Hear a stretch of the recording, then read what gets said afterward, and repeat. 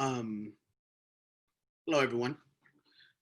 Thank you for joining us today. My name is Alejandro Villalpando. I'm part of the conversation tonight. I wanted to introduce you all to the speaker series. This is a kickoff event for the speaker series that is in conjunction and collaboration between the CSU Abolition Network and the UC FTP /hashtag Cops Off Campus coalition through the UC faculty. We're building kind of a movement and energy towards defunding, disarming, and eventually getting cops off of campus, but it's much broader than that. And our speaker series will exist and take place online in the coming year, and will involve three thematics: abolition in the past, abolition in the present, and abolition in the future.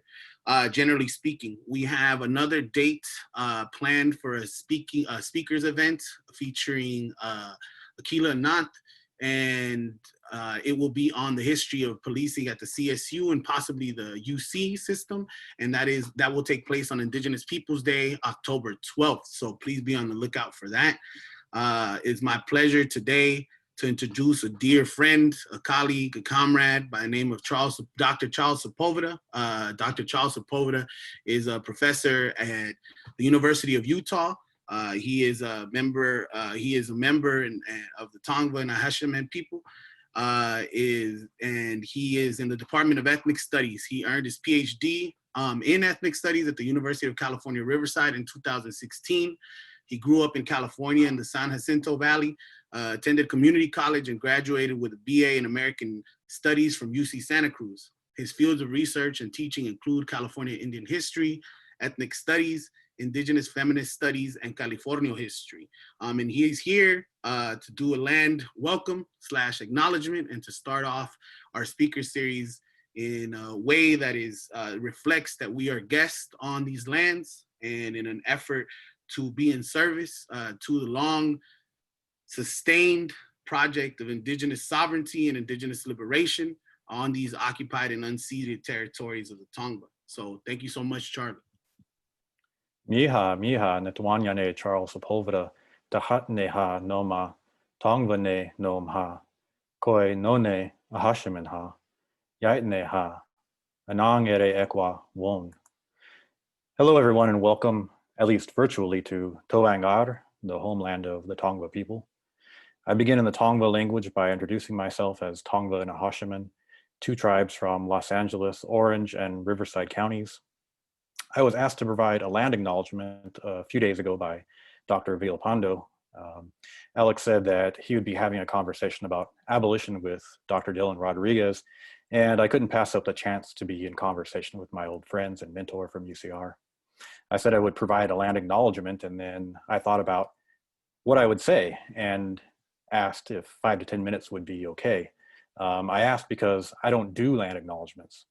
However, once I get started, I will talk about 250 plus years of history, and needed a time limit on my comments to be courteous to the other presenters and give them adequate time. So I wrote something up about an hour ago that I think will suffice. So this is my not a land acknowledgement. Speaking in Tongva, to begin my conversation, I made the radical statements of, I am alive and we are still here. Anang ere ekwa won. This is radical because we are the survivors of centuries of racial colonial terror. We are a living people that the US government has determined are no longer living tribal nations. For them, the theft of our lands and Tongva life are complete. I am here to request that you do not listen to their racialized historical fantasies. We continue to live, and we are a thriving community who have creatively resisted colonialism since 1769. Our peoples had thrived in California for thousands of years without creating prisons and without slavery, both of which were quickly established by the expanding Spanish Empire and the Franciscan missionaries. Historians have largely disavowed slavery at the missions of California. However, they have not been creative enough to utilize the teachings and theories developed through the radical Black tradition. Utilizing the scholarship of Orlando Patterson and others, coupled with the experience and stories of California Indians themselves, it is clear that the missions were racial slave regimes and included a natal alienation of the missionized from the lived experience of their ancestors. As a colony, California begins through the racialized technologies of both slavery and the prison. The Monjerio, the girls' dormitory within the mission complex, was a racialized and gendered prison. The incarcerated Native girls were susceptible to sexual violence, and the only release from the prison was through marriage, thereby institutionalizing heteropatriarchy. These logics that began with the mission system were transformed, added to, augmented by Mexican colonialism, and then that of the United States. The United States brought with them centuries of a distinct form of anti-Blackness. During the American period, California enacted several racialized slave laws that functioned similarly to the Black codes of a post-emancipation United States, inscribing slavery as an outcome of criminal justice. The location of the current federal courthouse in downtown Los Angeles, for example, was used as a slave market in 1850s California.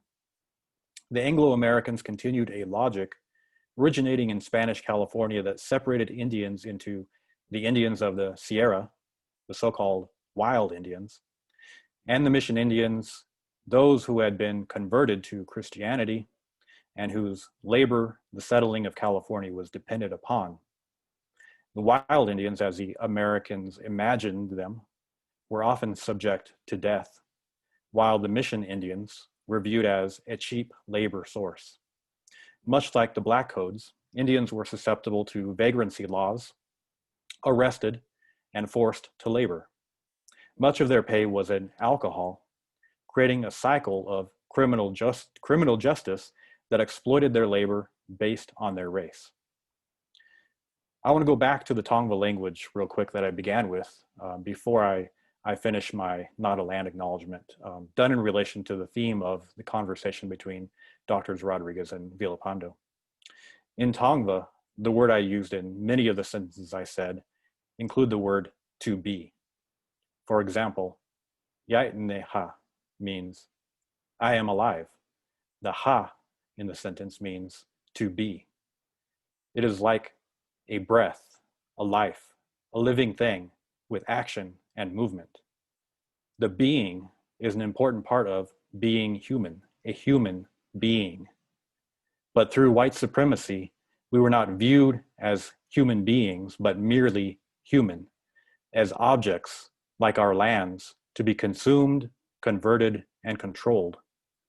Abolition can be a project that brings together diverse communities who have had their lives, their being, taken from them. Abolish the prisons, and more importantly, abolish white supremacy. I would like to end with a simple and yet incredibly complex ask. Give us our lands back. With the control of our lands not dominated through white supremacy, we can collectively abolish the prison. And through the abolition of the prison, Native people can regain their lands. These projects are intimately connected. I want to repeat my ask, really my demand. Give us back our lands.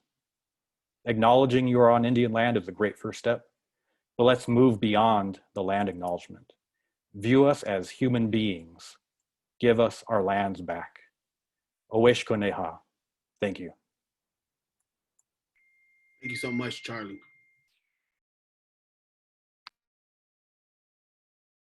I also want to announce that Dr. Sepulveda will be on a panel October 9th via I think the Institute for the Study of Inequality at UCLA, talking about abolition on stolen land.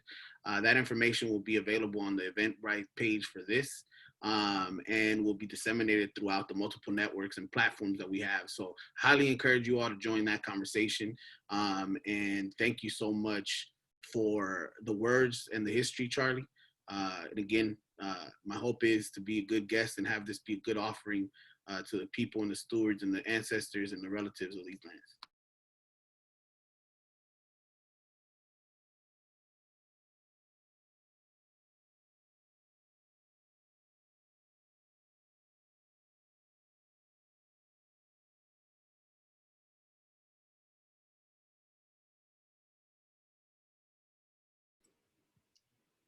Hi, everyone.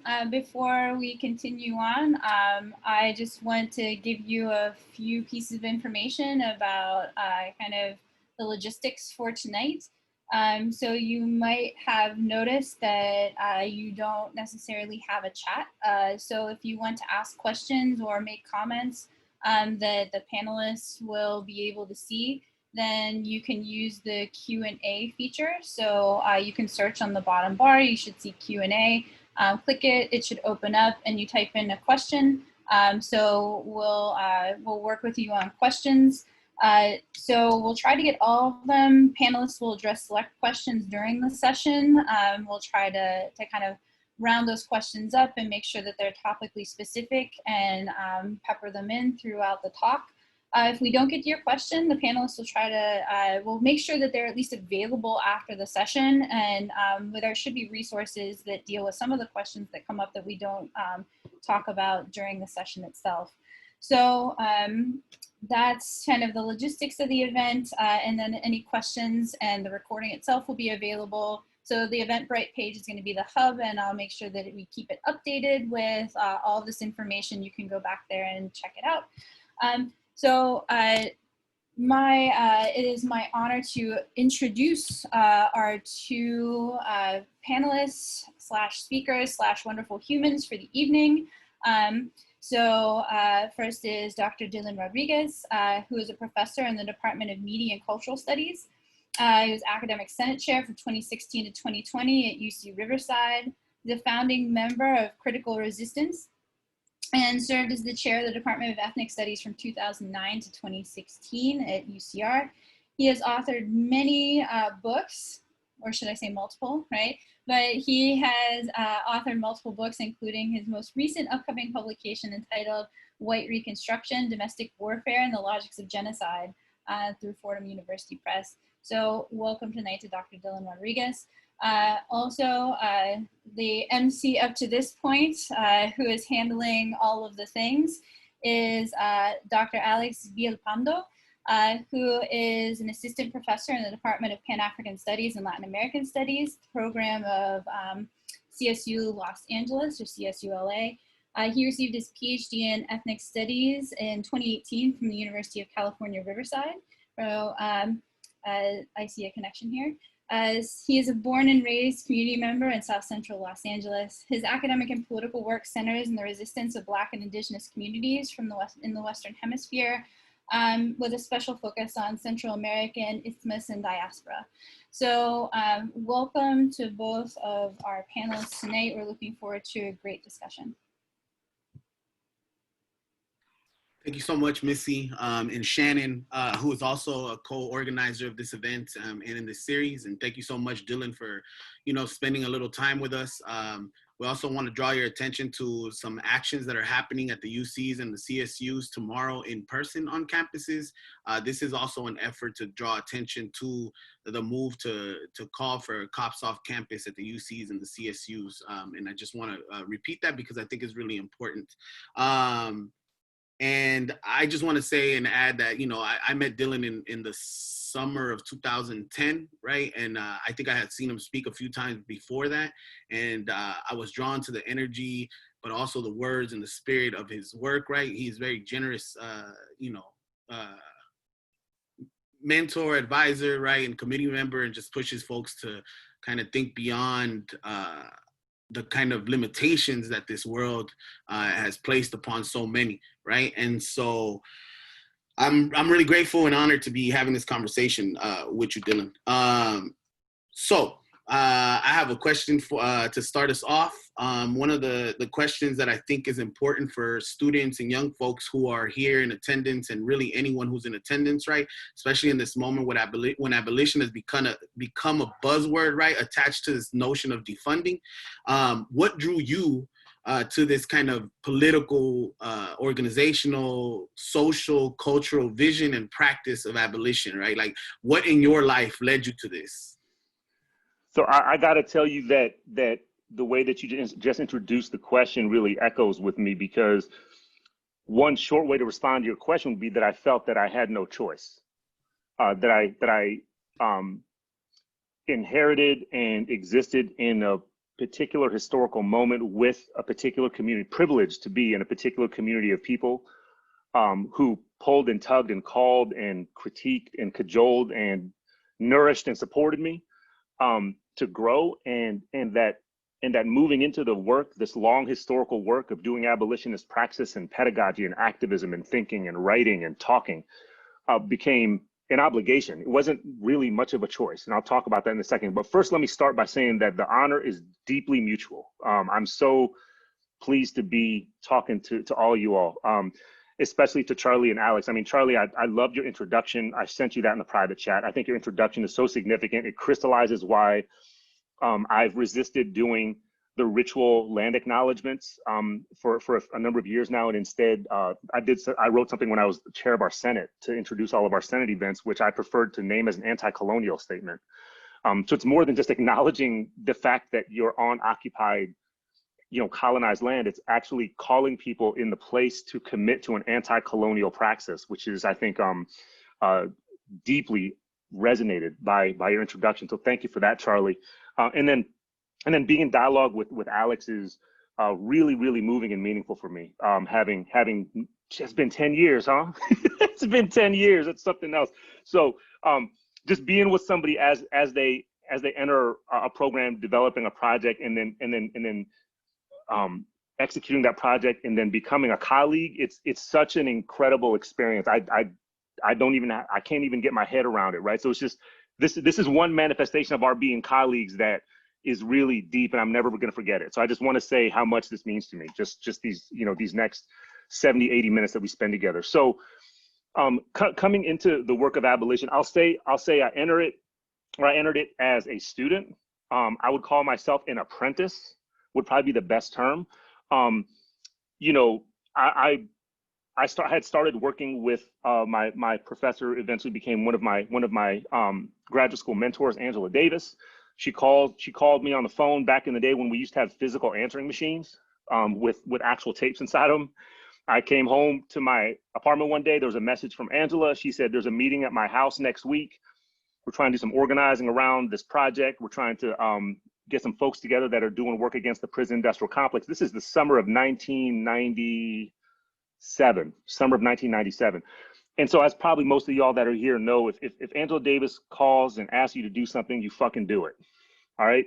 you do it, and you say, "How hard can I do it, Angela?" So that was my mode of entry, was Angela's generosity, just saying, I didn't have any experience doing work around prisons. I mean, I'd had some experience doing work, organizing, some activism, this kind of thing, but nothing specific to prisons, policing, criminalization. But Angela just embraced me in this work and said, come join us. And so I did. And that's why I say I entered it as a student, not in the sense of being a graduate student, right?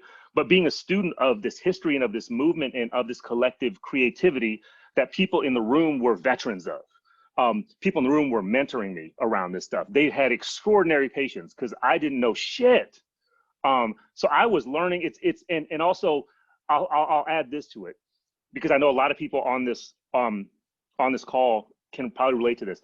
I entered it with a sense of profound humility. I didn't know how little I understood until I was around these folks. So I knew that my job 90% of the time was, it's like what I told my two kids when I gave them my little short pedagogy about what to do when the police pull you over. I told my daughter, she's 12. I told her, "Hey, what do you do when the cops pull you over?" And she said back to me, "STFU," right? So 90% of the time when I was in that organizing group, my job was to shut the fuck up, right? To listen up, to learn, and to make myself useful in some way. That's apprenticeship and that's humility. So that's how I entered the project. That's how I entered the movement. And I want to say a little bit more about what it means to kind of embrace the general political identity of trying to be an abolitionist. But through these folks, in particular, the direct influence of currently and formerly incarcerated people, meaning organizers, activists, and overt revolutionaries, people that were struggling to overthrow the US government, people that were struggling to overthrow corporate capitalism, people that are struggling on behalf of indigenous independence, Puerto Rican independence, and Black liberation. Those were the folks who particularly focused for me how it is that policing and criminalization are central to everything. They are the engine of everything. They are not the results of capitalism or racial capitalism or colonial power or imperialism or any, they are those things.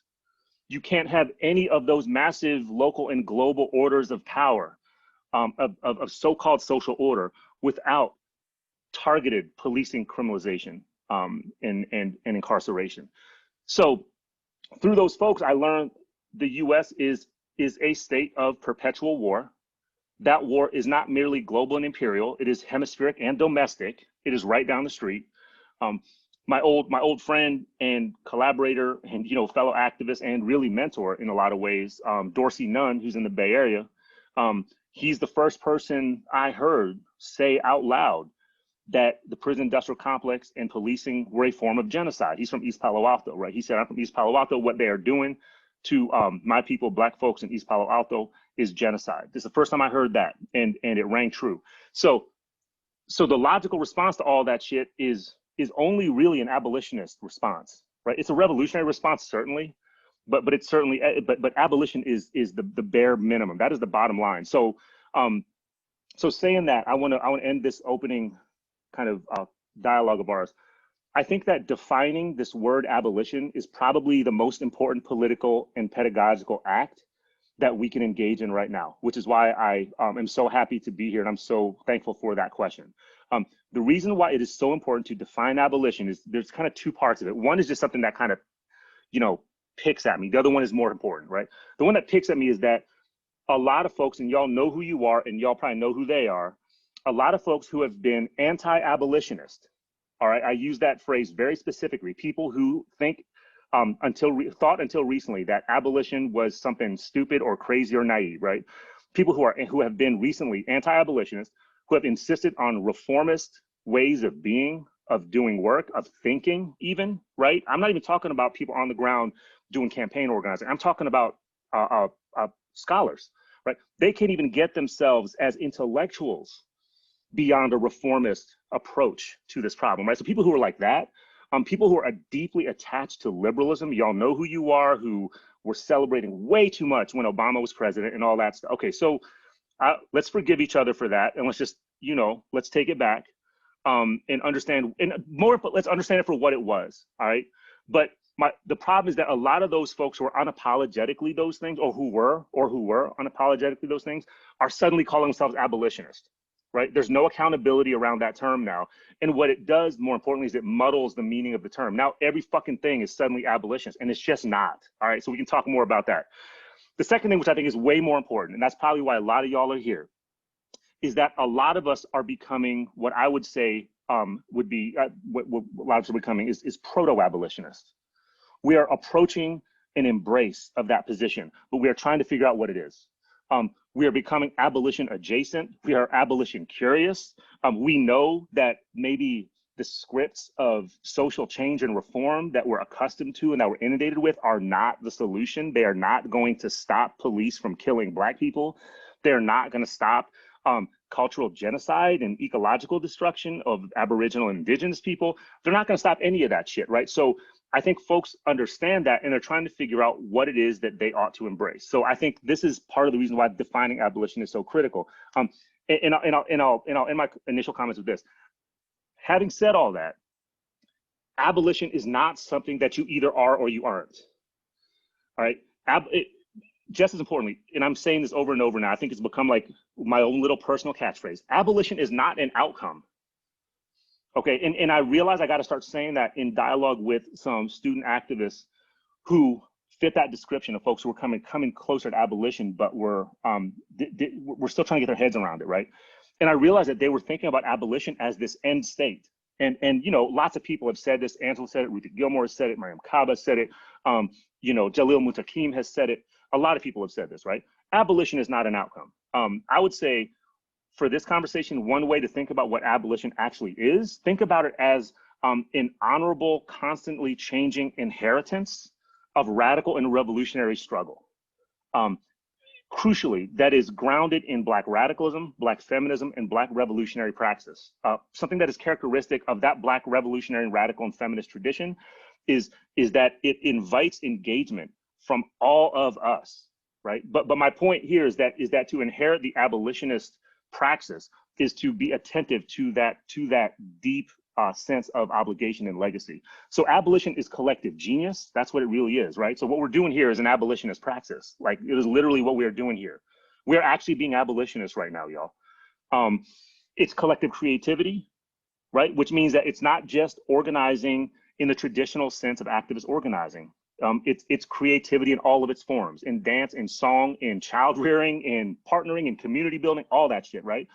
Abolition is an analytical framework, right? It is a mode. It's a mode of seeing and analyzing the world, meaning that you are challenging in an unforgiving way reformism, right? You are challenging the premise that existing systems can somehow be made to become not colonial or not anti-Black or not misogynist or not transphobic. So we are challenging that, right? We are saying that these systems perhaps need to actually be abolished because they are inherently all those things. It is an activist method. So abolition is all these forms of doing and creating. And I'm gonna shut up because I know we have a million questions, but like that's one way I just want to invite everybody into embracing this notion of doing and being abolition. Yeah. So, you know, as you were talking about this kind of like the creative impulse of abolition, right? And that is necessary, right, for the practice. I think that is one of the things that really strikes me as, you know, I continue to develop and learn about my own praxis and execution of abolitionist visions and being, right? Like also it's an abolitionist being, right? And so one of the things that you saying that, I was already thinking as we were kind of approaching the conversation of all the wonderful artists, dancers and people that I've met that have just pushed the boundaries, right? Here, I'll give a shout out to one of our former students in the Latin American Studies program, Alicia Mosley, who has done some incredible choreographic work that maps and archives, right? Like the violence of detention centers, the violence of ICE, right? The ecological destruction that you're talking about in a way that's so much more legible than say, right, like scholarly production, right? Like, or much more tangible, right? In that way. And not that it isn't scholarly production, right? Like, but that act of existence and being is not an intentional act of refusal, right? But it is a refusal, right, unto itself, because it is about refusing kind of like the traditional methods, right, or the kind of Eurocentric methods of executing or engaging in kind of abolition, right? And so you said a bunch of things that I think cover a few of our questions here. I am interested a little more around kind of the development and the birthing of that moment that you talked about in the mid-90s, right? And here I'm thinking about something that you said, and I don't remember where it was, but around the notion of mass incarceration, right? Like that phrase that has now become so kind of mainstream and has been used in a reformist way to advance the capacity of policing and also the capacity of the prison, right? Like of the carceral state, right? To ensnare more and more people, right? Here, right? Like I think that Kim Wilson and Kim Wilson's work on Beyond Prisons and James Kilgore and Victoria Law and Maya Shenwar, right? And all these folks that have been doing this work on e-carceration, right? Or ankle bracelets, right? Activists who have been talking about, right, ankle bracelets and folks in ICE detention, right? How that is a form of reform directly tied to this kind of absorption or the kind of like taking up of the narrative of mass incarceration, right? Like, I think one of the things that I heard you say was something like, well, when Rand Paul says shit like mass incarceration is on the boat to like stop mass incarceration, we got to ask what the hell is going on here, right? Like when Rand Paul is over here talking about, yeah, too many prisons, we're wasting too much money, right? Because, right, ultimately, right, like that is like it's a capitalist thing, right? Like it's a capitalist desire to limit, right, like costs, right? Like, and advance profits, right? Like it's just this basic thing that or at least that I see, right? So can you talk a little bit about critical resistance, the kind of distillation and kind of defanging of mass incarceration as a term, as a practice, and how did these things kind of develop, and what are the things that we can learn from kind of the way that mass incarceration has been muddled and made fuzzy, right? And actually advance the project to the way that abolitionists like theories and thought and practice will also be attacked. Right on.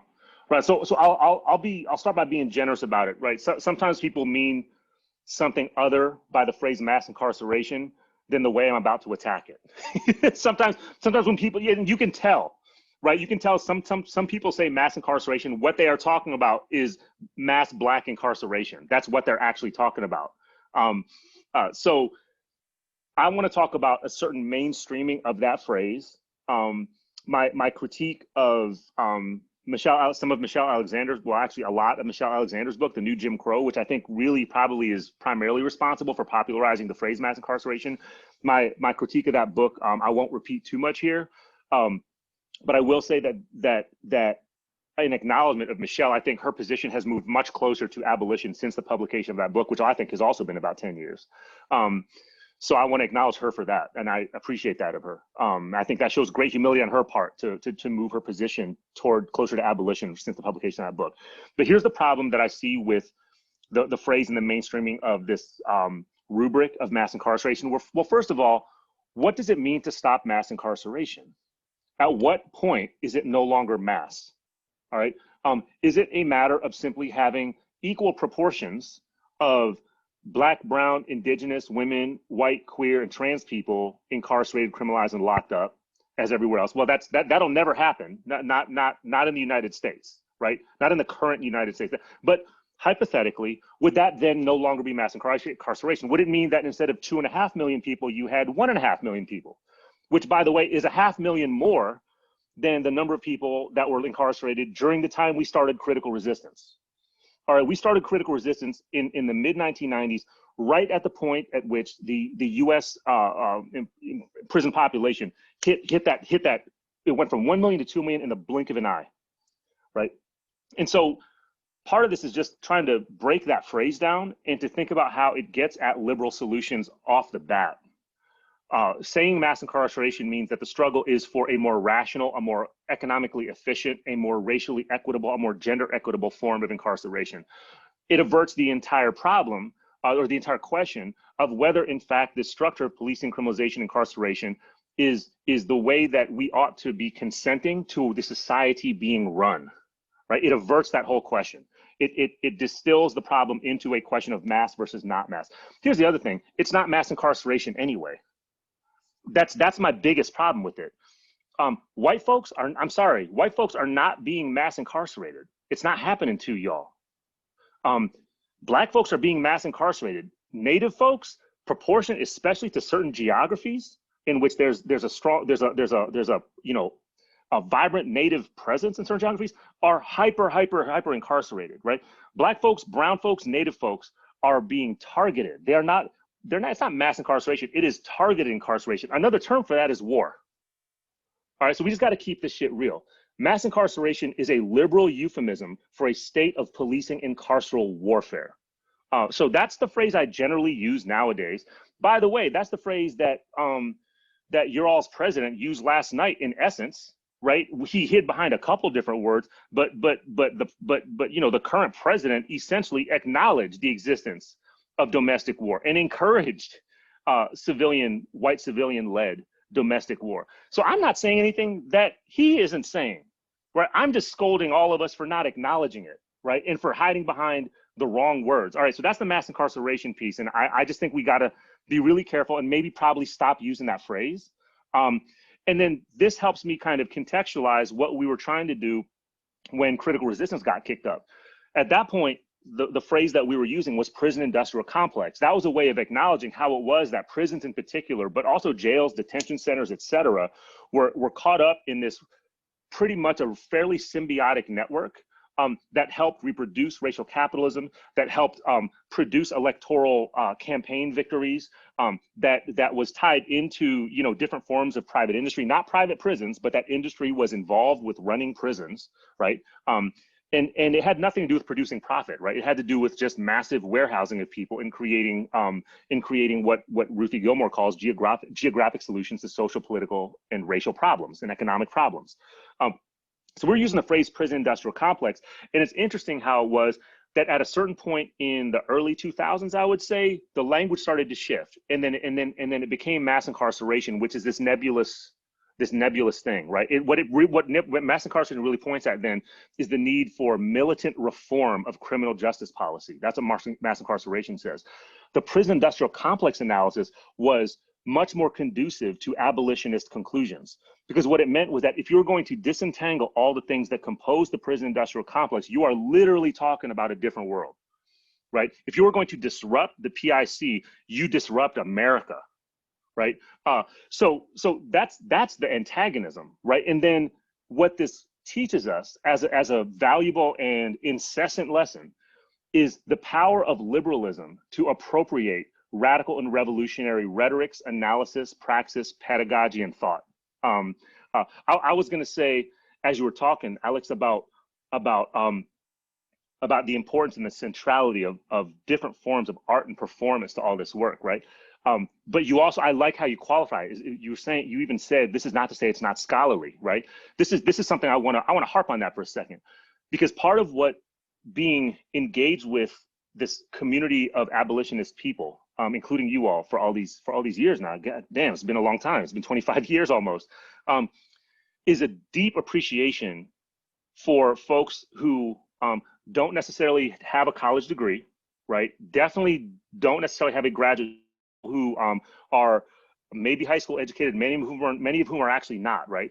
But who insist on a scholarly approach to activism, not an academic one, mind you, but a scholarly one. In other words, one that is thought out, that is studied, that is collectively analyzed, and that is subjected to serious critical political scrutiny all the fucking time, every step of the way, right? That we don't just always get bound up in logistics, you know, and trying to figure out what the next step is, but we're actually, you know, engage in a political conversation every step of the way. That to me is what scholarly activism is. And it's all, you know, it's also stuff that's grounded in an acknowledgement of history. So like learning from other examples so that we're not constantly reinventing infrastructures that either A, don't work, or B, have already been laid out for us in such a way that we could really just, right? I think we're in a moment, by the way, where the step that we might need to take in terms of an abolitionist collective shared praxis is going to have to be a more serious engagement with self-defense,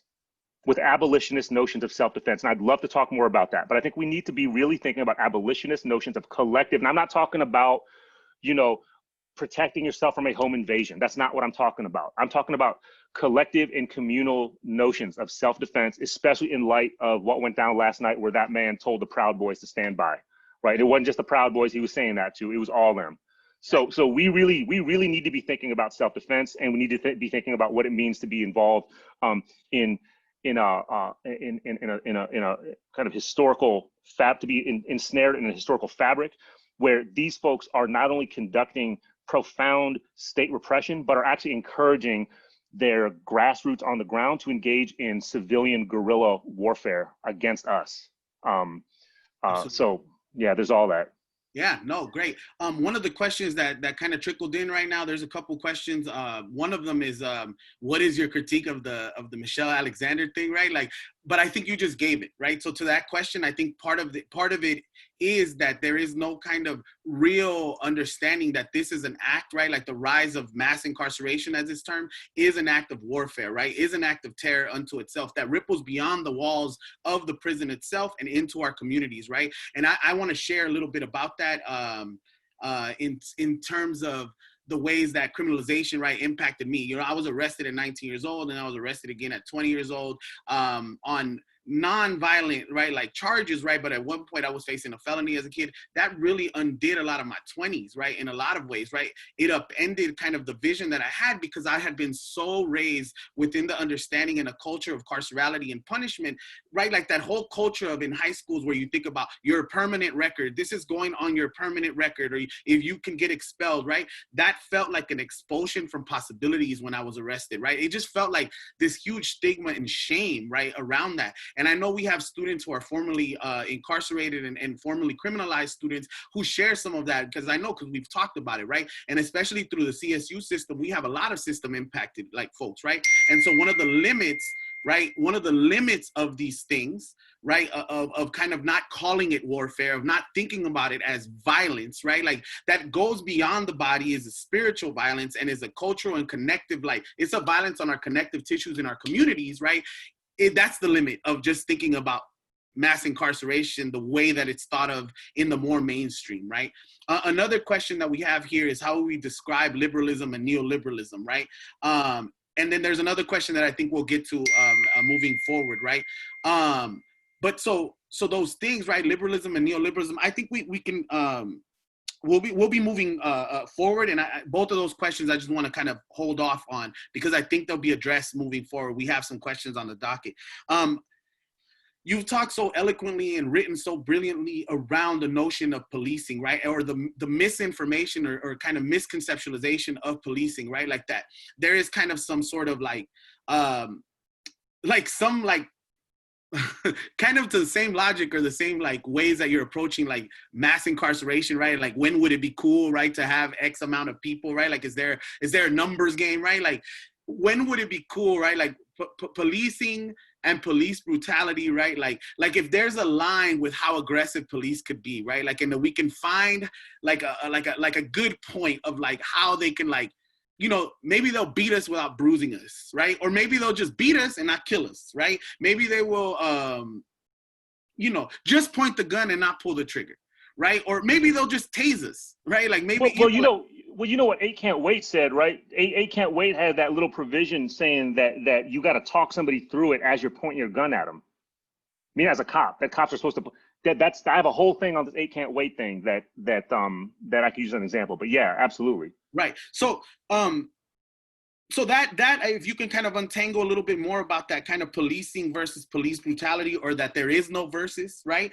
And then in conjunction with that, if I can ask, and I actually want to go back a little bit to what you were saying about how you develop, right? For everybody on the call who's new to this or new-ish to this, right? Like that thing that Dylan said, I think is so important, is that humility aspect, right? That STFU aspect of like sitting, learning, studying with your colleagues, with your peers, whether that be in school or on the ground, right? Like kind of being present, right? In the moment and kind of learning and absorbing, and understand that all of us are learning and absorbing in this moment because we're moving towards an unknown, right? Like a desire, right? Like that's what we're moving towards, but we don't know, right? We don't know what it's going to look like. And part of, I think, the ways that like liberalism and neoliberalism mark us is that somehow we have like these like blueprints that are for sure gonna win. Like, I mean, we don't know, but one of the things that I always think is important to think about, and I hope that everybody feels this way, is to feel like everyone is invited and everybody has a role to play, which is a long-standing revolutionary kind of ideal, right? Like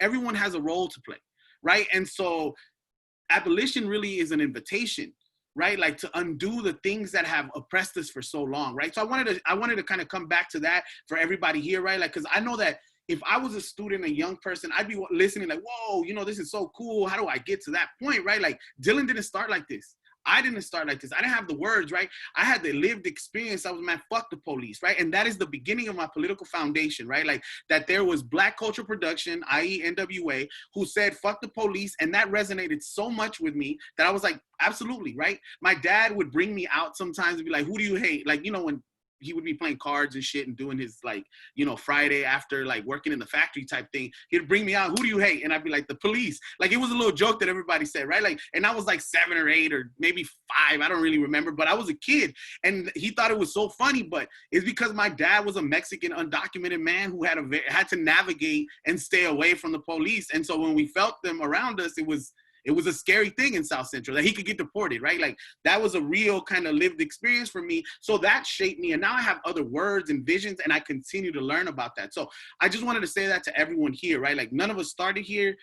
We're all still learning and progressing, right? And we want this to be invitational. But going back to this, what is the role of community played for you in your own development? Going to that point, like how has community like served you, right? Like in the mid 90s and before that, right? And then in the present, like, who are you learning from? Who are your confidants, co-conspirators, commiserators, right? Like, who are your co-strugglers, right? Like, where is it that you're getting this stuff?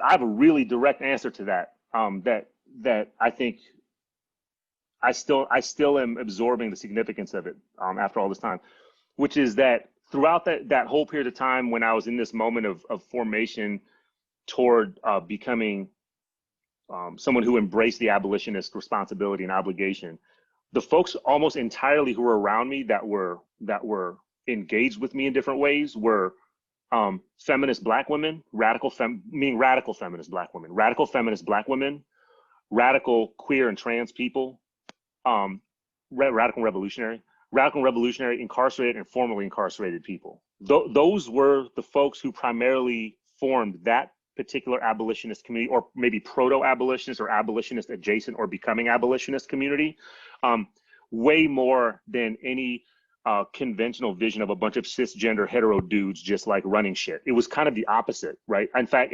I tended to be one of a small minority of cisgender hetero guys in all these different spaces. So that was significant in all kinds of ways, in the sense that I could not, meaning me in the myth of our individualism, in the myth of our individual selves, the myth of my individual self was fucking gone, right? Like I couldn't actually be my individual self in those spaces because it wasn't significant. It wasn't in the center, and that was important. And the reason why that was important is that it's part of the modality of human being that I think Charlie was gesturing to in the in this indigenous introduction that we got to this session, which is what we are struggling around is the wildness and the creativity and the anti-individualism of human being as a robust way of being in the world that is totally contrary to the carceral individualized forms, the criminalizing and individualized forms of individuality and being that are foregrounded and highlighted all the time, from K through 12, through college, through grad school. So I'll say that's both the community and the effect of the community is to push back against that all the time. Now, this is not to say we all still experience the world all the time in ways that reproduce the myth of our own individuality, right? We all got our ego, we all got our way of wanting to be, and like, I'm not trying to smash on that, right? I'm just saying that there's probably a healthy way to inhabit that tension between your own robust, unique way of being a human being and individualism, right? Like this notion of competition that is inherent to almost everything we do, is especially among folks who are criminalized, who are economically disfranchised, who are incarcerated, who are otherwise, so-called marginal, so-called underrepresented in different places. There's a way that myth of white being, right? The disciplinary myth of white being, which is the form of human being that sees itself in the world as an individual, as self-determining, as autonomous, as the master of the fucking universe, right? That thing is so toxic, and it is something that we so constantly drink on, right? We so constantly want to indulge in that kind of thing that we don't even realize that we are destroying each other and destroying ourselves doing so, right? So that's the struggle, man. Like that's probably at the foundation of the abolitionist desire and vision is to obliterate that way of being, to obliterate white being, to abolish white being, right? Which is not quite the same as saying abolish white people, right? To the extent that white people don't have to be white being, they can just be what they are, right? They don't have to attach themselves to that. But that's not really my concern.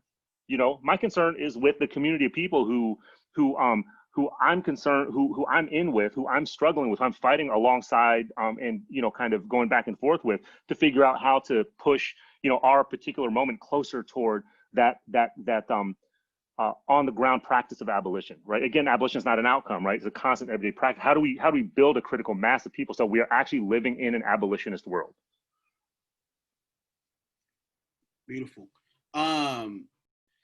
So we have a couple questions here that I thought were really, one of them that I think that is that really stood out to me, which is kind of more personal. I think for both of us as parents, right? Is how do you can we speak to how you begin addressing the police from an abolitionist standpoint with children, right? Like at a young age, right? Like how do we envision that stuff? And I'll go ahead and start actually, right? Like, cause I have a little one that's kind of like coming to formation, right? I think that in my opinion and in my experience as a parent, right, along with my partner, right? Like, cause again, I'm not alone in this, right? And actually I'm, unfortunately, right, like in a lot of ways, right, like I'm more peripheral than I'd like to admit, right? Again, I want to like work on that, and I think that that's part of the struggle, living in a capitalist society that pulls and draws in gendered ways certain things, right? But realizing and acting against that is something that I'm very, very attuned to. And that right there, what I just shared, is an abolitionist way, right? It doesn't have anything to do with the police, right? It's about acknowledging our shortcomings and mapping them out for our children and talking them to like they're real people, right? Like, and so that's one way. The other thing with our child is to like engage, right, our kid in this kind of anything is possible, right? Like anything is possible, right? Like, and we're so fortunate and so blessed in so many ways to have such beautiful kind of gender non-conforming ancestors, both in the present and in the planes beyond, right? Who have really just by their sheer existence been part of our lives to undo, right? Not to undo, but to like embody, right? Like impossibility, right? Like, so impossibility and also all the possibilities, right? And so our kid, right, like, and it's so funny, right? Our kid will. This is the funniest thing, and especially because she hasn't gone out as much, right? Like moving forward, like since the pandemic, right? Like she kind of doesn't want to leave the house, which is fine, and we don't go out as much. But when we do go out, she's like, "Oh my God, Dad! You know how many American flags I just counted? 7." Ugh, right? Like, and she's just so like, and we didn't like stand and teach her like any of this. We didn't do like a little sit down of like, like this whole fucking like, hey, America's this terrorist organization, da da da. We just don't celebrate that. There's no jingoism in this house. We don't do all these things, right? Even those like holidays that our kid likes, right? Like say fireworks on that day, the 4th of July, right? Settler holiday, right? She likes the fireworks, but that's it, right? Like they're detached from other stuff, right?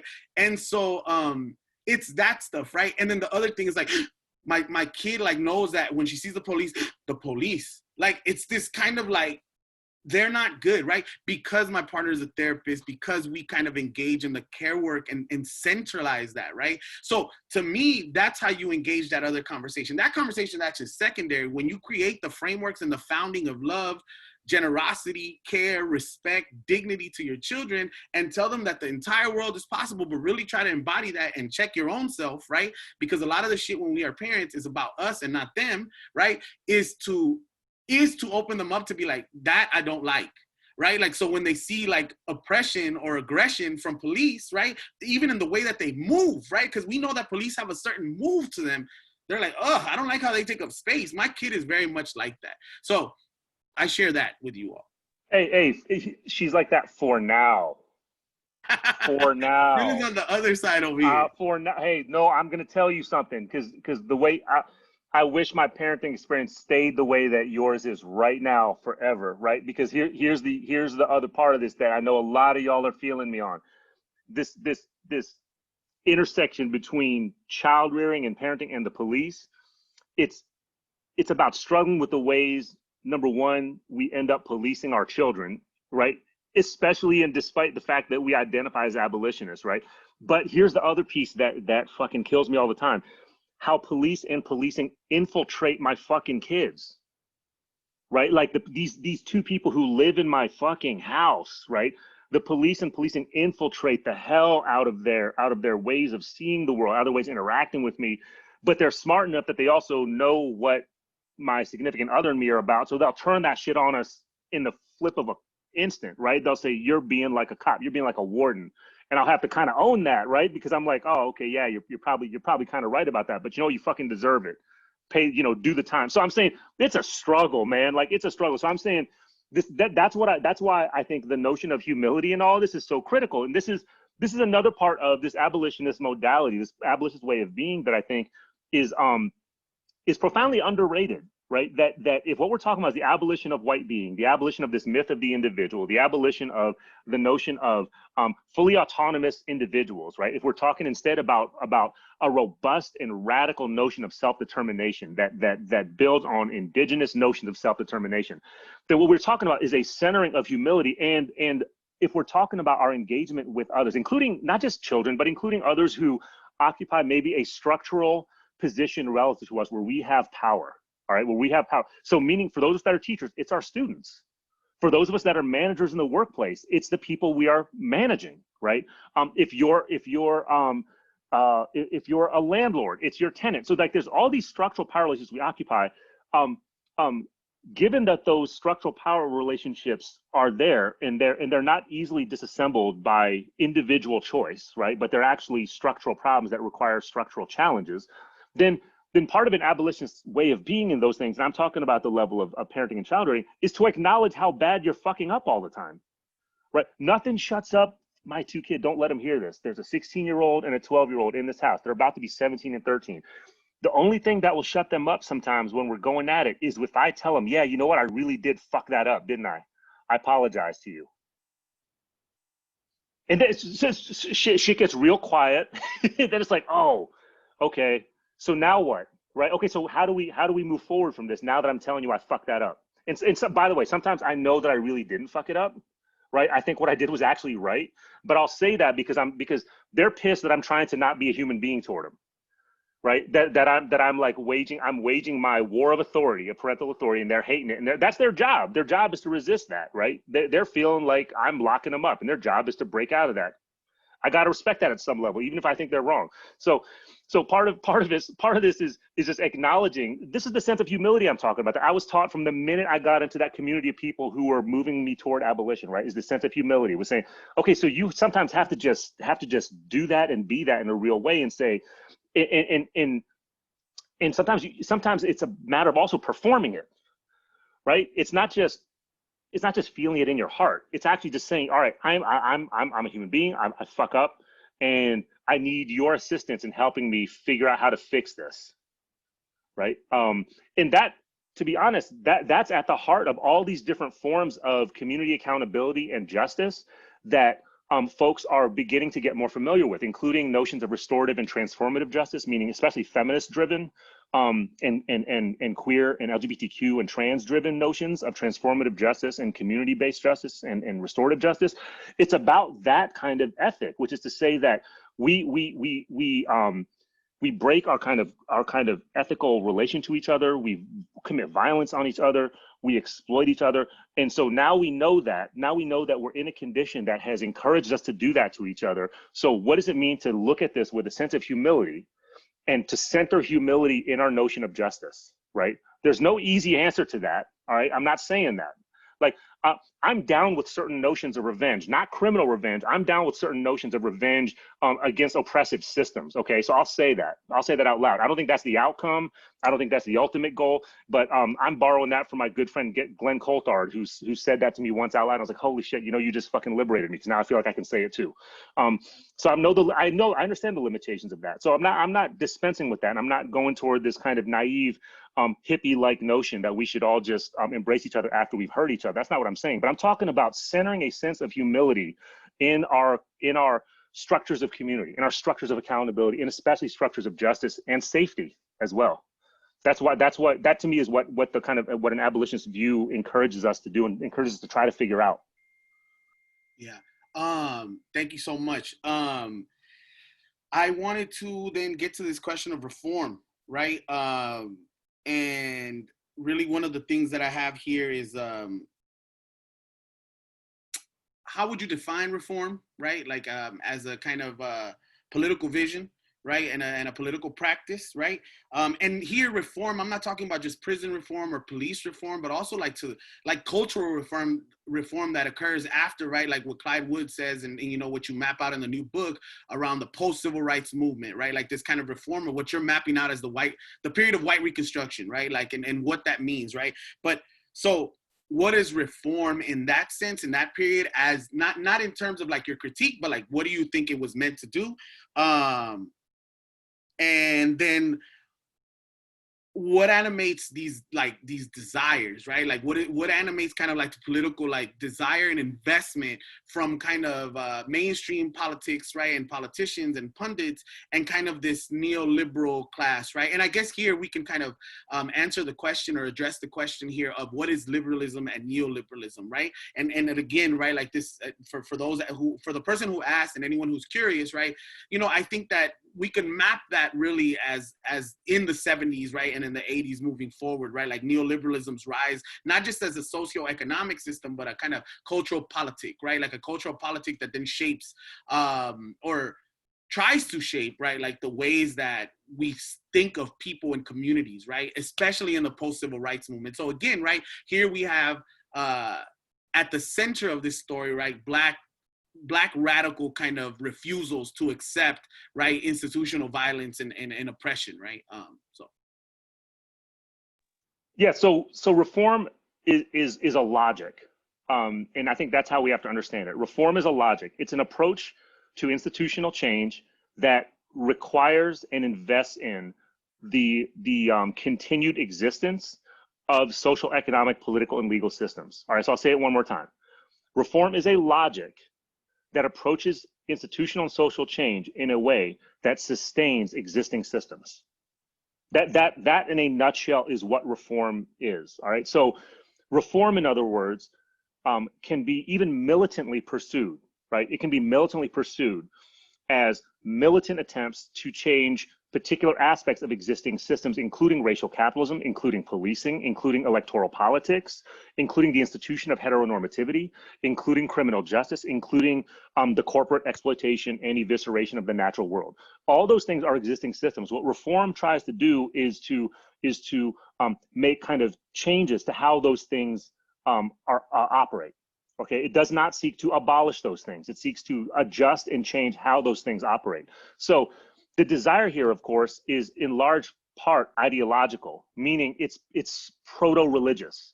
Everybody fucking wants to believe in America all the goddamn time, man. It's so sickening, right? But that's the ghost that follows everybody, not just in the United States, but all over the damn place, man. I think maybe some of that ghost is being demystified now. And recently, but for some parts of the world, it's never been something that's haunted them, right? It's always been bullshit, right? So part of this is the liberal belief that the existing systems that have constituted this thing called the United States, this idea, right, which is wrongly named America, but this idea is composed of these systems which have to exist in order for the dream world of liberal democratic nation building to actually fulfill its promise. Okay, so that's an ideological belief. It's a religious belief. It has no grounding in actual historical empirical reality, none. And this is not to cut you off, but like this is the thing about the vote, right? Like, so the response is vote, right? Like when you say it's a religion, right? Like it's a dogmatic kind of approach to these things, right? Like where the end all be all is vote, right? Like and bless, you know, LeBron James, and somebody in the chat want to let me know what the score is, be great. Nah. But like, right, like he after the debate, right, I think he tweeted something like vote, right? Like, or go out and vote, right? Like, I get that, right? Like, I get why that impulse, because it is a religiosity almost, right? Yeah. Like it's a one, because what do you have when you let go of that? What do you have, right? Like when you let go of the idea of possibilities in the United States, right? And I'm not here trying to shit on anyone, right? Like, especially who come from immigrant backgrounds who have, you know, gotten to a place where they can subsist and support people back home, wherever home may be, right? I'm not shitting on that, right? Like, but I think that also kind of like coheres and then further solidifies and calcifies this whole idea of what you're talking about. Like, and I love that kind of expression of this kind of almost this dogmatic religious kind of relationship to the notion of this settler colony, right? Like of the United States, right? So anyway, I just wanted to say. So this is the thing, is we got to be really careful, because folks' desires and their militancy is important, and we need to honor and cherish and nourish that, right? Like I'm with that. Like that's how I live my life. You know what I mean? I live my life militantly in almost every way. Sometimes to my own, you know, self-destructive tendencies. You know what I mean? So I identify with that deeply. I feel like my responsibility and my community and the community of people who I'm in, our responsibility is to challenge when it is that the passion and the militancy is being directed toward bullshit, right? And that's a challenging thing to do. But after a while, you know, some of y'all can gain some credibility if you're just fucking right. All right. So for example, police reform. The reason why we have to challenge the kind of reflexive response of anti-Black policing right now being police reform is because these two things that have created anti-Black homicide among the police were actually the outcome of police reforms not very long ago. One is community policing, which is not just, you know, midnight basketball. It's the way that the police have actually insinuated themselves into criminalize communities in a massive spread, right? Such that they're present in schools, they're present on the street, they're in dialogue with so-called community leaders, with the religious institutions, all that kind. So it's a form of counterinsurgency is what it actually is, right? So that's called community policing. They call it community policing. What it really is counterinsurgency. It's a reaction against, I know there's a question about the Black Panther Party. It's a reaction against organizations like the Black Panther Party, and the Brown Berets, and the Puerto Rican Independentistas, and, you know, American Indian movement. That's what community policing is, a police reform, because what at a federal and local level, different administrators understood was that the structure and modality of policing to that point had actually catalyzed those organizations and those movements. And so the reform, the militant reform, became community policing. And that's why now you have cops on the street who know who everybody is, right? When stuff goes down, they know who they can probably come after and kill, right? In a way that in their warlike calculus will be expendable people versus the people maybe should try not to expend, although sometimes they fuck that up too, right?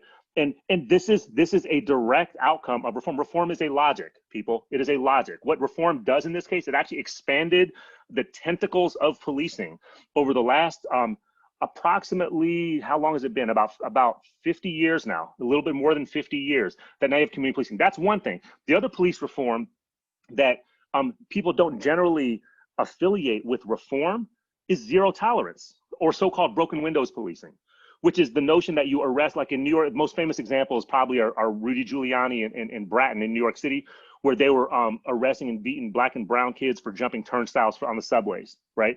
But it's a so-called, some people, sometimes they call it so-called quality of life policing. So it's the notion that when you have like minor infractions of the criminal law on the street, which are, you know, misdemeanor type things, that you have to come smashing down on those things like the Gestapo, basically. That's not an analogy, that's a literal statement. You have to smash down on like the Gestapo, and that will translate into a better quality of life and better safety and lower crime rates for everybody else, right? Okay, now both these things are debunked, almost completely debunked, almost universally debunked by, you know, criminologists and the people who study this stuff for a living.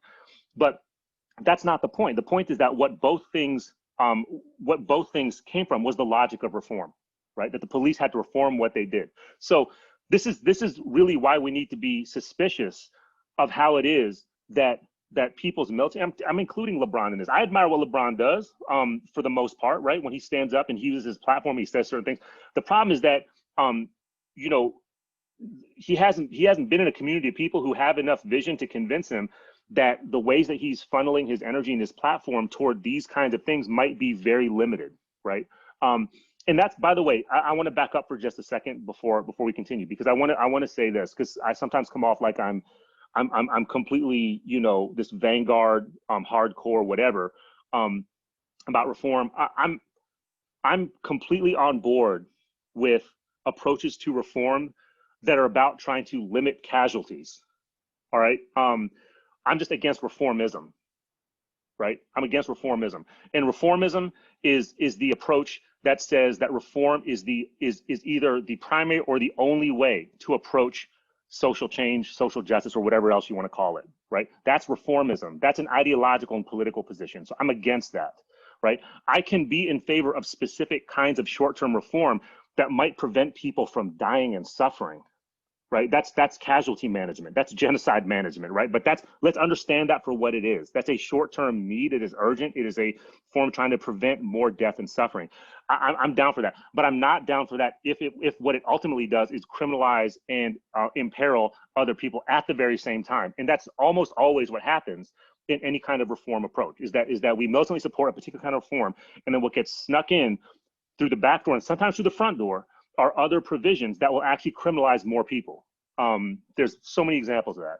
Right. I want to go back to this thing that you said about the police, because this is so, you know, resonant in the moment, right? Like when you said about like figuring out that calculus, right? Like the police could do, right? Like as a form of reform of who is disposable and expendable, right?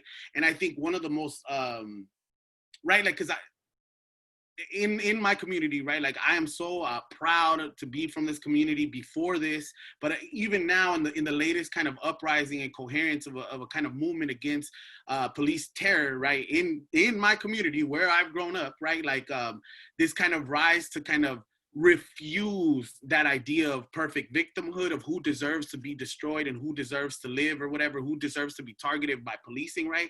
The killing of Dejan Kizzy, right, like here in my community, right, like for riding a bike, right, like ultimately, right, is why he was pulled over, right? And the kind of deployment of he had a gun and da-da-da-da, all these things. No one gives a shit on the ground over here, right? And I go back to the notion of like, and I forgot who wrote this, right? But this notion of why shouldn't he, right? Like, why shouldn't he have a gun? We live in a community that is hyper police, right? Like, why?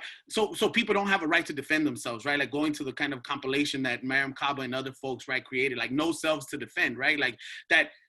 We're just supposed to sit here and be like moving targets, kind of navigating and moving, right? Like that idea of like releasing kind of this base human kind of need and the law of humanity, which is to defend yourself when you feel threatened, is not something that people from these hyper criminalized communities should have. And so the refusal for folks in the community and those who have come out to support this movement against the sheriffs here in South LA, right, in South Central LA, is a beautiful kind of example of this, right? And shout out, right, to Kiana, Selena, and Cliff Smith, and also Miss Aquaria McCoy, Dejan Kaziz's uncle, and Miss Molly Bell, longtime community member, community activist, and organizer, right, who are helping cohere this, right, along with other organizations here, to refuse the narrative, like not even engage in the narrative of like whether he was wrong or right or whatever. The thing is that police terror is wrong, right? Like that's the fundamental thing. Let's focus on that, right? So thank you so much for touching on that.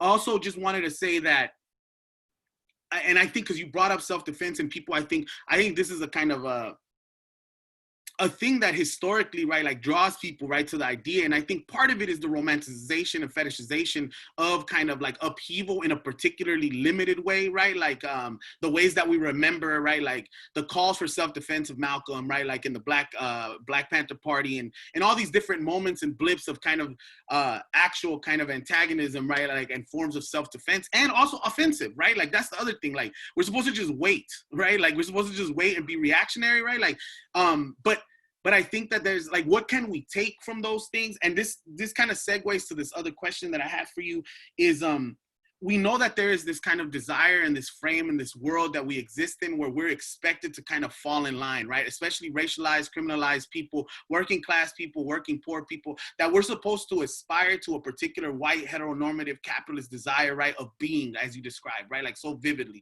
that we're supposed to be, in essence, right, like chasing after white life, right? Regardless if we're white or not, we're supposed to desire, right, like individuality, right, isolation, right, competition, all these things, right?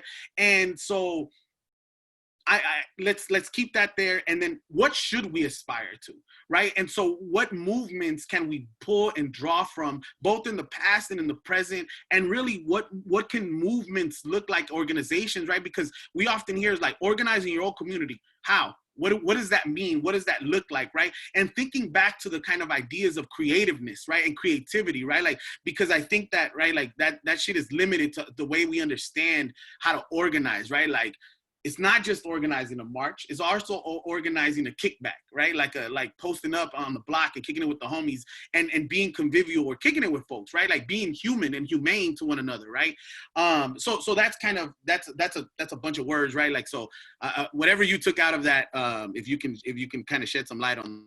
No, that was completely coherent, and I'm on it. I'm with your train of thought here. I want to back up to and maybe add to what you're saying, because I know we're starting to reach, close to the end of our time together. The least that we can do, the almost 100 of us that are together right now, the least we can do is engage in a campaign to abolish police from campuses. All right, there was a big debate, and there is a big debate around limiting the campaign to campus police abolition.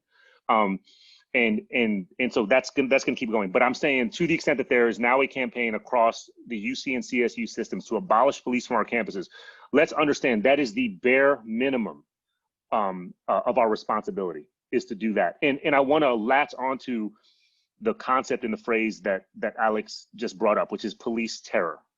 Police terror is the key phrase here. That is the key phrase that defines this moment. It is exactly what we inhabit right now. Terror is not something that you can reform. All right, one more time. Terror is not something that you can reform.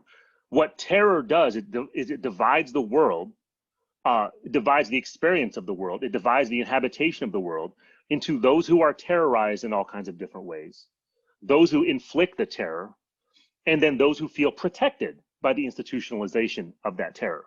This is what I told my academic Senate colleagues in the waning days of my term as the Senate chair at UCR, when a series of things came forward that I felt we needed to support as an academic Senate to primarily back up Black students at UCR.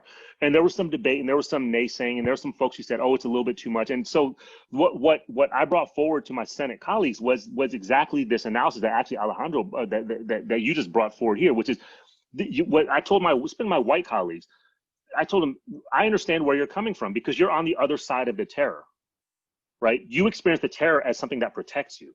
So you're actually in favor of it. So I said, go stand. So I told him, go fucking stand on that side of history. You go do that because I'm going to keep pushing this. I'm going to sign it. You can go ahead and just not sign it.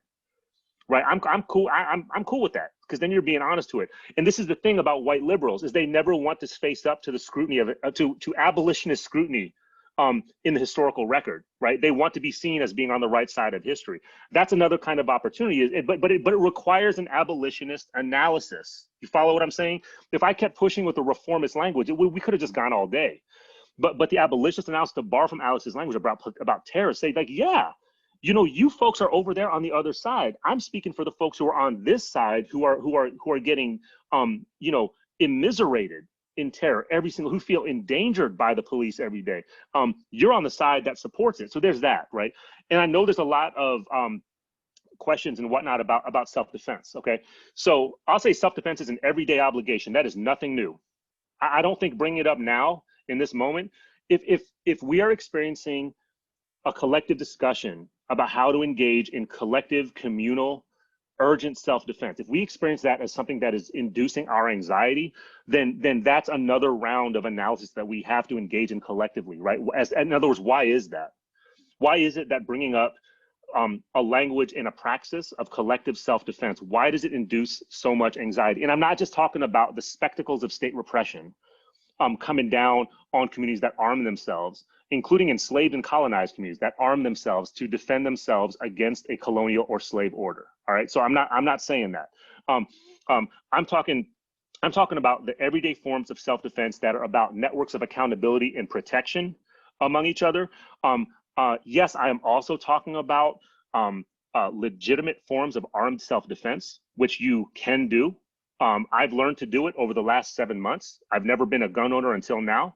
I'm training myself in how to properly use firearms in the tradition of armed self-defense. And I'm in a community of people that is engaged in that. I think we actually need to build communities of people that are literate in different, whether it's martial arts, all right, whether it's building community networks, whether it's armed self-defense, whether it's other, these are the robust abolitionist forms of self-defense. We need to not only do it, we need to stop being underground about it.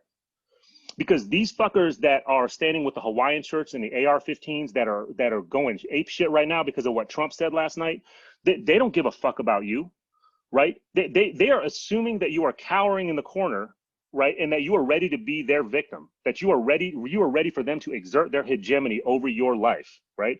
So my point is that we need to actually have a deep political, critical, feminist, trans, queer, Black, indigenous, anti-capitalist. We need to have a deep, critical conversation about what it means to be engaged in urgent self-defense right now, because we are in a kind of heightening version of domestic war. It's not quite civil war at this point. I mean, I say it is rhetorically, right? Like sometimes my significant other says we got to prepare for civil war, and I'm always like, it's already here, right?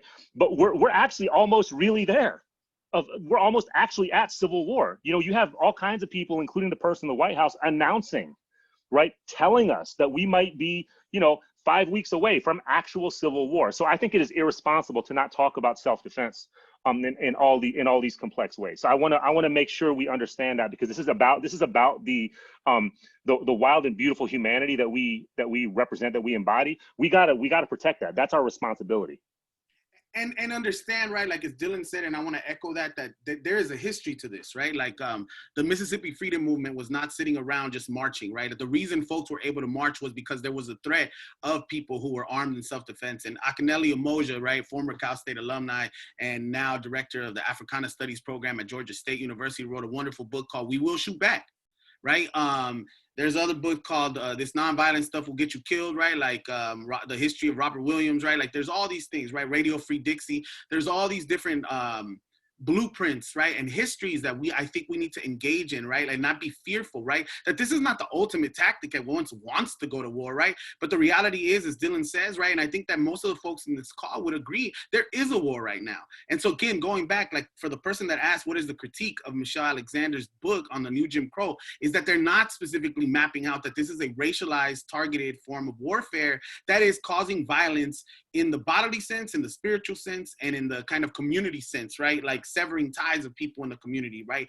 Breaking people up, right? Like creating further divisions and binaries that separate families in kind of ideological senses, but also literally, right? People moving away, right? Like what is the thing that animates a lot of our students, for example, Cal State Elites, and I would say, and a lot of the CSUs is the desire of going to school to leave the hood. How can I get out of the hood, right? Like one of the most poignant moments of my time teaching at Cal State LA was maybe 7 or 8 years ago. I was sitting in this class, young Black woman was in the class with me, and they were like, how'd you get out of the hood? And I was like, I kind of laughed, right? It was the break when we used to have those 4.5-hour classes, right? And when I used to see y'all wonderful faces, and I was like, I didn't. I'm still in the hood. I stay in the hood. I'm gonna be in the hood, right? Like, and you all know that that's part of like my whole thing, right? Like it is the essence of who I am staying here, right? So I wanted to share that. And then there is one more question, and I think you already touched on the urgency part, right? Like it is an urgent moment, right? Like, and I just want to say, right, like visit, right, like the visions and the practices of places like New Way of Life, right? Like revisit the ways that the Black Panther Party, you know, like mapped out the 10-point plan. Look at the ways that, and even, you know, there are so many community groups that are doing this work, right? In Chicago, right? Asada's Daughters, right? Like is a great organization to look at and aspire to, right? Like think about organizations. All of Us or None do really good work, right? Like there's just so many collectives and different groups, right? That have been pushing and been at the forefront for all this work, right? And I want to encourage you all to know that there is avenues and blueprints to learn, and also ones that we need you all to develop as well, right? And so with that said, I mean, there's one more question that I think is important, is like the centrality of man, right? Like of the Anthropocene, right? Like and kind of the relationship between like on the veneration of like human dominance on like the wild or animals or other people, right? Like the thing that we talked about with parenting, right? Like how do you see that kind of relationship, right? Like agro industry, right? Ecological terror and all the other stuff that's happening, right? Like in terms of an abolitionist vision, right? Like, is that part of the abolitionist vision, right? Like to think about other food ways, for example, right? And I think that question is really good because it draws to the attention of like, it kind of demystifies abolition as to something that's just focused on the prison and police, right? And it's about how do we create these other things, right? Part of it is to not center ourselves, right? Yeah. And I would say, in again, centering the Black radical and revolutionary tradition, in the kind of nurturing and nourishment and proliferation of abolition as a human praxis, which Sylvia Wynter writes about and talks about so eloquently and so deeply. All these forms of anti-colonial and decolonial praxis are entirely central to, or at the very least, in deep affinity with, the Black abolitionist tradition, right? I'm not going to conflate these things. I don't want to do that, right? Because I think there's all these anti-colonial, decolonial, indigenous, aboriginal traditions that are their own. They're their own genealogy. They are their own legacy, right? But I think that the question, maybe the challenge, kind of the organizing, the intellectual, the communal challenge, is to figure out how we can get these different forms of praxis to articulate with each other. Right. And I'm not even saying that people need to be friends, right? Not saying that necessarily need to be in a coalition in the traditional sense of a coalition. I am saying that they need to be in relative coordination, in relative dialogue, and relative alliance with each other. Let's put it that way, right? To me, that's what the most deep sense, the most radical sense, most revolutionary sense of self-determination actually is that you are allowed to affiliate with a modality of being human that feels good to you, that appeals to you, that is healthy to you and yours, right? To you and yours. That it nourishes a sense of community that you can feel accountable and invested in, that you would literally live and die for, right? That's what you are looking for. That's what an abolitionist community actually is. That's the thing. Probably one of the main things I've learned about it from the black radical tradition is that people who are engaged in these abolitionist communities, they are. It's not even a question that they're willing, that they live for it and therefore they will die in it. They're willing to die for it. It's an honorable way to live and die, right? It is it is a privileged way to live and die, is to be part of this. So that is the obligation. That it's and people want to talk about it as risk and sacrifice. I don't see it that way, you all. We got to stop talking about it the way. It is a privilege. It's a privilege for us to inherit the challenges and the dangers and the repression that we are in now. Why? Because who would you rather cede your position to be fighting right now to somebody else? No, you have to actually embrace the possibility and the privilege of being part of, or potentially being part of, communities of radical people, of abolitionist people, of indigenous people, of different peoples that are struggling and that are taking up the most liberatory and freeing and human versions of being amidst this repressive war. So we have to, but in order to do that, we got to stop being in denial that we're actually in a state of war. It's being announced all around us. We have to understand it for what it is. We have to stop relying on reformism as a way of life. We have to embrace the possibility of doing the everyday creativity and collective genius of sharing and becoming and doing abolition as an everyday mode. It's a struggle and is an everyday mode. So I hope all of us leave here identifying in some ways as being able to say and embrace abolition, saying I'm an abolitionist, right? I'm figuring it out, right? Because I am too every day. Right. You know what? We're drawing to an end, and I'm really grateful for everybody who's here. I think that the question, Jorge, you asked some advice for organizers tomorrow. I think that Dylan just gave some of that, right? And I'll just kind of add to that, right? Tomorrow, when you all are out on these actions, watch out for each other. Watch out for people that you don't know. Keep an eye out, like look out for each other and be willing to stand up to folks who are aggressing you all and say hi to people, right? Like on some basic level, it's just about extending that humanity, right? And kind of loving upon each other, right? Like love in the form of self-defense, right? Like viewing it all as all of these things, right?